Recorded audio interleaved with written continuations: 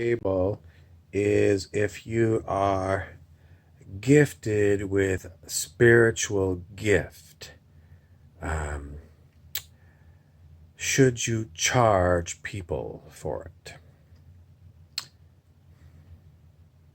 Okay, my hat is, if you can see it, it says Honduras and Roatan, 1861. I have to look it up. I don't even know what Roatan is. But Honduras is Central America. Now, as for the topic at hand. So the comments on this one was, well, we live in a 3D world, and part of this dimension is that you have to charge because you have to pay rent and food. And someone said that they've taken a lot of courses and they're getting ongoing courses. They go to other healers that heal them and make them clean, and they have to pay for them. So they've got a lot of money going out, great investment in spiritual educations, and they have to charge. Some other people say it's a gift from God and you shouldn't charge for your gift, and some people that overcharge might maybe even lose their gifts. When people say if it's a skill like carpentry, well, the skill is they charge for building you something out of wood. So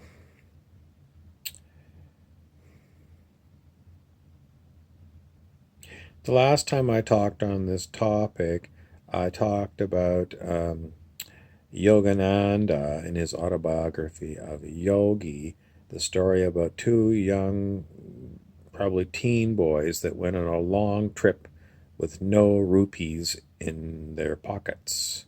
And they had a bet. One boy said, we're going to be in big trouble with no rupees in my pocket. And the other boy said, no, we're going to be fine. I'm going to prove it to you. Divine Mother is going to see to our needs. So you can look at Autobiography of a Yogi and find out how it finished off. And this is the book, Autobiography of a Yogi by Paramahansa Yogananda. And I'm not going to give you a spoiler on it. I'm just going to tell you that it's worth your time and effort to read that if you're one of these people that are very concerned. But maybe you don't believe in Divine Mother. I'm going to say, I'm going to push you. I'm going to push you and say, if you want to grow in your spirit, you're going to have to let go of, what do you want to let go of?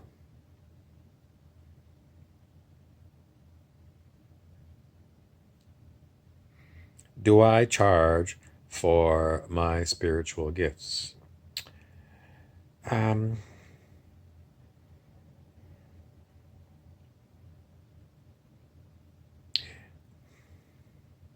It costs me a lot of money to do what I do.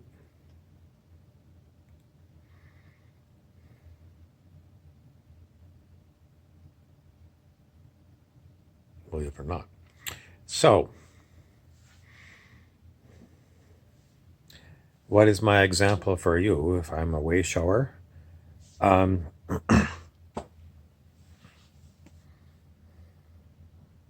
don't have a rule of thumb on it at all.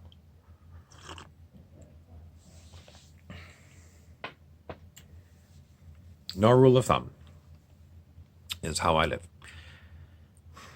which is basically the same thing I say in many of my talks.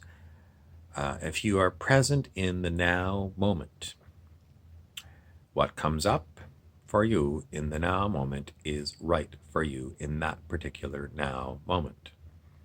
So if in this now moment someone charges me a certain amount of money, then in this now moment I will do what I do in this now moment. It's not planning. It's not a rule of thumb that I always charge or I never charge. When the moment comes, what I'm going to say comes in that moment. It's not pre-planned, not pre-programmed. It's all now. Now, now, now. So, if you want to be like me, throw away your rule book. Throw it all away and be present in the now moment.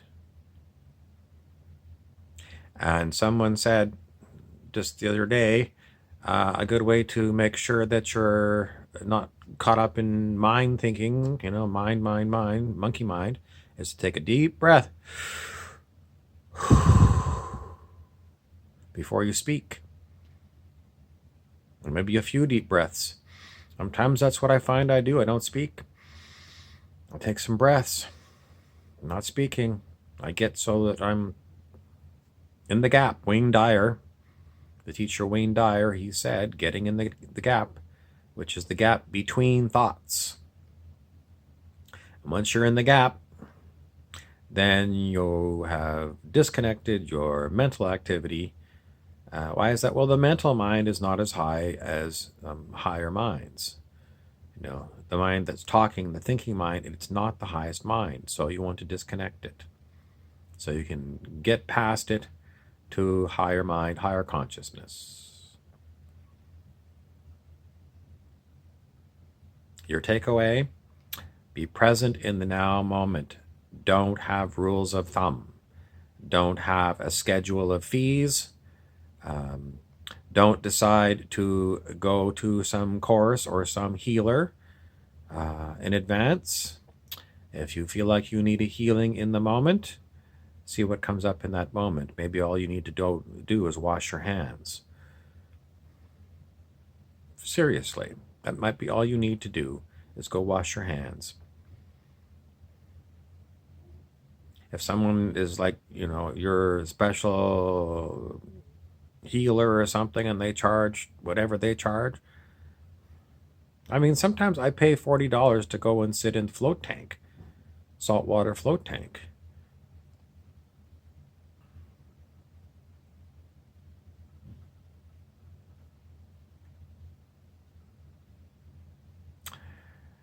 It's also wise, if you're a spiritual person, to cut out the fat. If you're trying to live like you're Donald Trump, and you've got all kinds of toys and properties, and you've got all kinds of bills, so you're floating a lot of stuff, I'm going to tell you, it doesn't mean you're prosperous. It means you've got a lot of stuff to float. Which means you got a lot of worry that you got a lot of money coming in to float all the stuff that you've taken on. So, maybe it's time for you to ask yourself, is it time for me to let go of a lot of my toys and properties and things that cost me, courses, healings, things that cost me a lot of money? Maybe I don't need all of this stuff, and I can live a much simpler life. In which case, I don't have to have so much money coming in, and I don't have to be so concerned about my schedule of fees and charging everyone for all the stuff that I do. Now, some people say, well, if someone's rich, they can afford it. But then again, if you're rich, everyone thinks you can afford it, and then maybe I know sometimes wealthy people feel like, just because I've got stuff, people think I don't deserve a gift. And that's your takeaway, is that even the rich people like to get gifts. Other people say it should be, people should pay for your services, because otherwise they won't respect you and they won't respect what you've done with them. That could be true for certain people. Certain people, if they're given everything, um,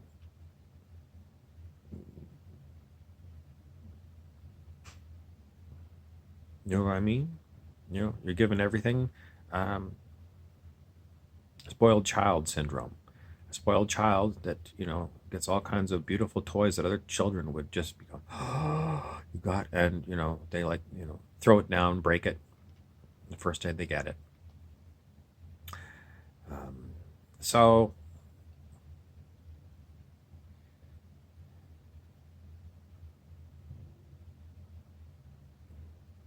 stay in the moment, simplify your life, get rid of unneeded, very costly things that you have to float with a lot of money.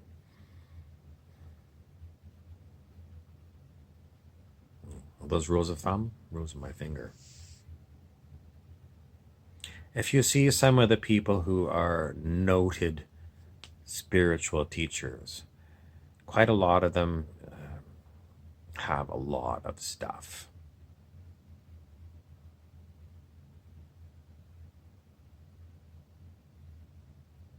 Does it make them any less than of a spiritual teacher? Mm, yes. Yes, I think it does.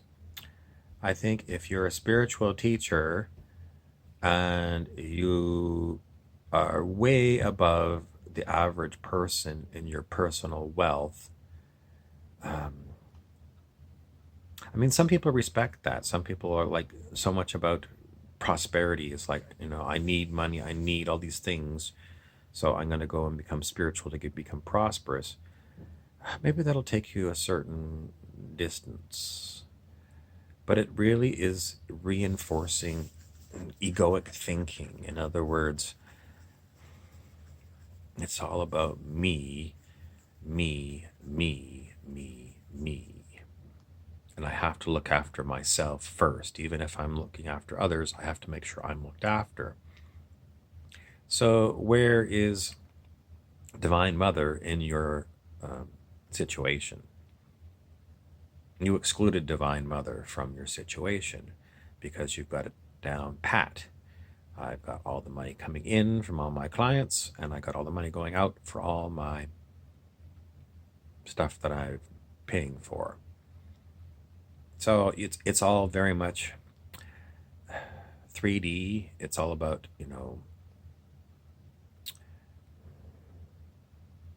it's 3D. It's very much, person to person, human to human. You're not leaving any room for the divinity to surprise you with gifts. I'm still not sure if you get what I'm saying. I'm saying if you're locked up tight, you've got all your appointments, so all your, what is it, 8 hours a day you're planning on be doing work, you've got your 8 hour days stretched out for the next 2 weeks, and all your appointments, you've got them in your appointment book, and you've got names and all of those appointment slots for the next 2 weeks. Um, you haven't left any time for serendipity. You haven't left any time for something spontaneous to come into your life. I'm going to say throw away your address book. You're going to say, well, I've done it before, and I had to give up my business. Then it's time to give up your business. Why? Because it's time to move on. It's time to get away from pre-booking yourself with all of the stuff that you have to do, like a typical sales course. Do you think a typical sales course is spiritual? Getting your sales funnel, getting all your clients? No, because you're treating people like clients.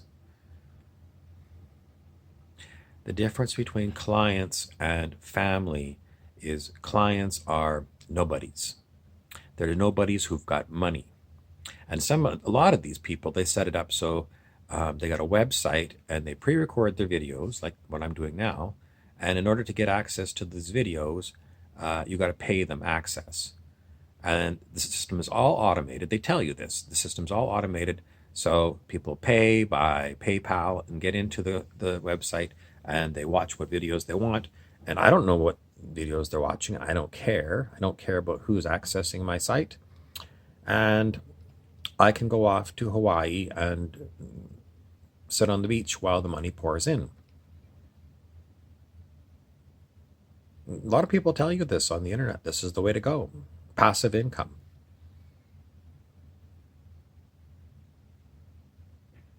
How does it serve you?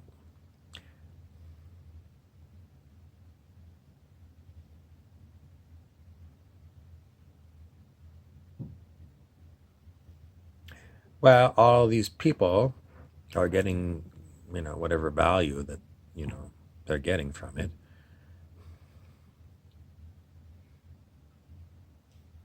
I don't know, on the surface, it sounds great,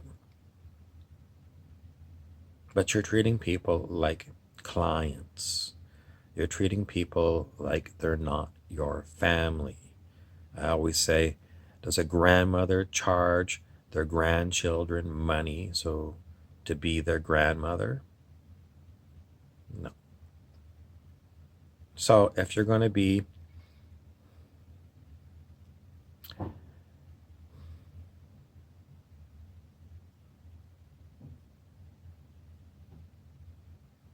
charging people money as clients, then you're not close to those people.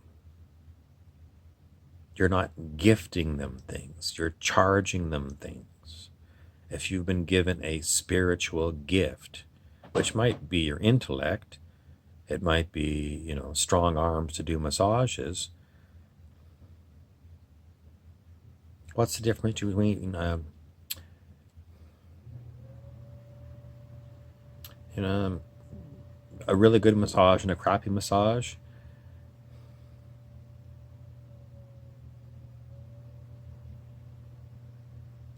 If someone is really present while they're doing your massage, they're paying attention and they can feel things in your body.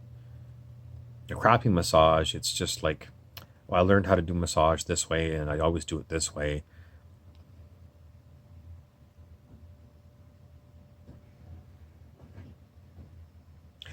I mean, I know some people who cut hair. What's the difference between a good hair cutter and a crappy one? Or a really good hair cutter and a crappy one? The really good hair cutter treats every head and hair like it's a piece of art. It's unique. It's a unique person, a unique hair, and I'm going to give them a unique haircut. It's not cookie cutter. A shitty haircut is cookie cutter. And you know what it's like, if you go to one of these cookie cutter places, everyone comes out with the same haircut. So if you're a massage person and you do the same massage for everyone, some people might need some more attention in the leg or something.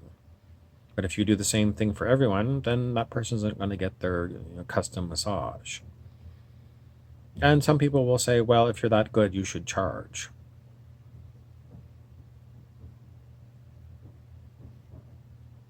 This is the great temptation of Babylon. The great temptation of Babylon is, I see rich people on TV, the movie stars. They live in the Hollywood Hills and they've got everything.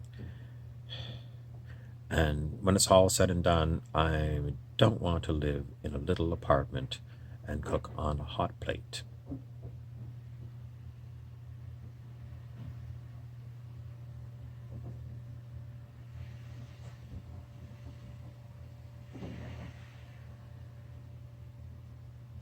You have to make your choice.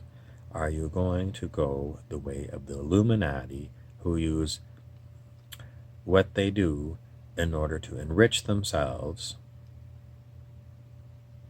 Or are you going to be someone who looks around and sees nothing but the Spirit?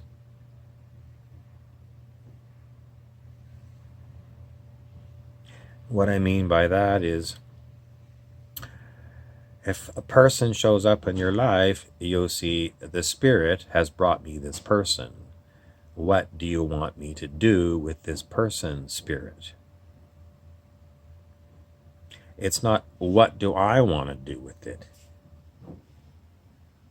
Someone comes up to me asking for money. I don't know if I'm going to give them money or not. I don't. The spirit decides. And then sometimes later, my spirit guides are going, oh, I wish you never gave them all that money. Or you should have given them more money. You should have given them something. It's the game I play with my spirit guides. But they all know in the moment, what happens in the moment happens in the moment. So it's not pre-programmed. It's not a rule of thumb. I'm going to give you. No, I never know what I'm going to do because it's the spirit who decides. So when you're fully surrendered to the spirit, you're unpredictable. And people ask you, why do you do this and why do you do that? Spirit might give you something to tell them, but you know in your heart, it's you really don't know. No one knows. No one knows. And you want to be a spiritual person, you got to surrender. You got to surrender everything. You surrender your ego. Your ego says, I got to have money to float all this stuff. I got to have clients. That's ego, ego, ego. You let go of your ego. It's a rough ride because spirit is going to show you, okay, you say you want to surrender your ego to me. Okay, buddy. Maybe later on you're going to be going, shit, I wish I never surrendered my spirit to ego. That was an interesting way that came up. Okay, that's your lecture. Stay tuned. You can subscribe and click the little bell if you want to get notifications. I'm Harry Weaver, your